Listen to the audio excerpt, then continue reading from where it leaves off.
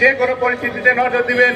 এখনো পর্যন্ত এমন অনেক পরিস্থিতি আছে যেখানে মানুষ বলতেছে যে এই সরকার কি করছে, আগের সরকারই ভালো ছিল। এই কথাগুলো আমাদের আজ কেন শুনতে হচ্ছে? কারণ আমাদের যে সরকারি ফ্যাসিবাদী আমলাগুলো আছে তারা আওয়ামী লীগের হয়ে কাজ করতেছে। কারণ শেখ হাসিনা পালিয়ে যাওয়ার পরে আমি বলতে চাই যে তারাই হয়তো শেখ হাসিনার মূল দায়িত্ব পালন করতেছে। শেখ হাসিনা পালিয়ে যাওয়ার পরে তারা ছাড়া এখন ফ্রন্ট লাইনে আর কেউ সেইভাবে কাজ করছে না। এখন ফ্রন্ট লাইনে শেখ হাসিনা তাদের উপরেই দায়িত্ব হস্তান্তর করেছে যে তোমরা দেশের মধ্যে অরাজকতা সৃষ্টি করো, তোমরা দেশের মধ্যে বৈষম্যের সৃষ্টি করো, তোমরা দেশের মধ্যে বিশৃঙ্খলা সৃষ্টি করো।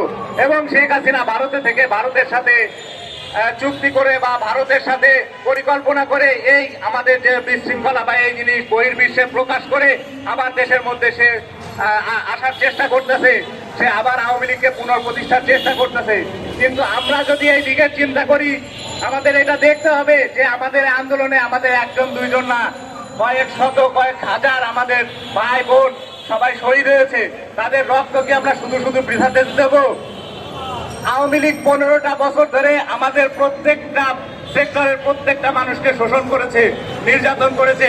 আমরা কেউ মুক্ত ভাষায় মুক্ত কণ্ঠে কেউ কথা বলতে পারি নাই। সেটা আপনি মিডিয়া বলেন, সেটা আপনি কোনো প্রশাসন বলেন, সেটা কোনো শিক্ষা সেক্টর বলেন, সেটা আদার্স কোনো জায়গার কথা বলেন, যেখানের কথাই বলেন না কেন, এই আওয়ামী লীগের কারণে আমরা না মুক্তভাবে চলতে পারছি, না মুক্তভাবে কথা বলতে পারছি। একটা মানুষ